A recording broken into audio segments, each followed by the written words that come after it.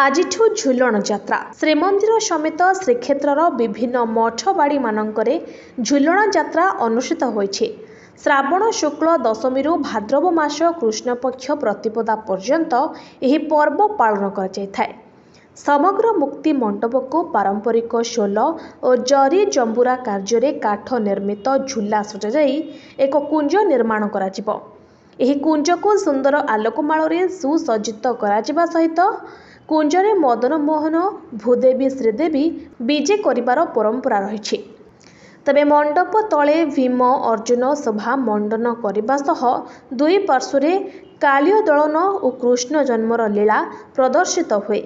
ଝୁଲଣ କୁଞ୍ଜରେ ଭିନ୍ନ ଭିନ୍ନ ପକ୍ଷୀ ବିରାଜମାନ କରିଥିବାର ଦୃଶ୍ୟ ମଧ୍ୟ ସମସ୍ତଙ୍କୁ ଆକର୍ଷିତ କରିଥାଏ। ଶ୍ରୀ ଜଗନ୍ନାଥ ବଲ୍ଲଭ ମଠ ସମେତ ଶ୍ରୀକ୍ଷେତ୍ରରେ ଥିବା ସହିତ ଅନେକ ଛୋଟ ବଡ଼ ମଠମାନଙ୍କରେ ଏହି ଝୁଲଣ ଯାତ୍ରାକୁ ମହା ଆଡ଼ମ୍ବର ସହକାରେ ପାଳନ କରାଯାଇଥାଏ। ଏହି ଅବସରରେ ବିଭିନ୍ନ ସ୍ଥାନରେ ପାରମ୍ପରିକ ଚମ୍ପୁ, ଛନ୍ଦ ଓ ପୁରାତନ ଝୁଲଣର ରାସ ଗୀତ ପରିବେଷଣ ହୋଇଥାଏ। ଜଗନ୍ନାଥ ବଲ୍ଲଭ ମଠରେ ଚଳିତ ବର୍ଷ ଅନେକ ନୂଆ ସାଜ ତିଆରି ହୋଇ ଦ୍ୱାପର ଯୁଗ ଆଧାରିତ ଶ୍ରୀକୃଷ୍ଣଙ୍କ ଲୀଳା ଓ ପ୍ରକୃତିର ରଙ୍ଗ ରୂପ ପ୍ରସ୍ତୁତି କରାଯାଇଛି।